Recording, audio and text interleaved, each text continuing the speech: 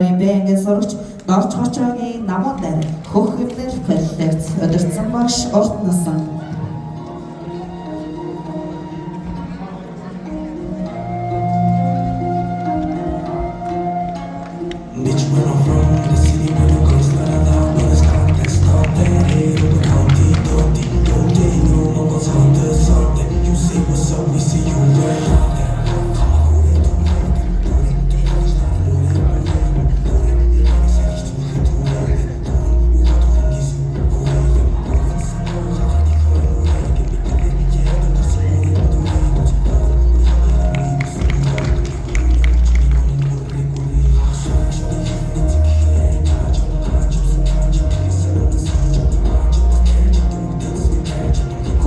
Хөх хэмнэл хэллэгц загваргуурт бат бүхудагийн тгээтэй жилсийг үндсэн материал болгон ашиглаж өдөр шөнөгийн хэрэглээнд тохиромжтой хаа өөрөмс дизайн шингээ хийзэрсэн джинсний хатуу хэлбэрээр барих чанарыг ашиглан геометрисгүйр тол хэлбэр Монгол явуулж давхарсан шийдвэрүүдээр гаргасан загваргуудыг илүү содрог хүчрхэг харагдуулж джинс материалын эдийн хэрэглээг илүү загварлах онцгой түвшинээр хийзэрсэн хөх хэмнэл хэллэгцийг хамт өөрлөж байна.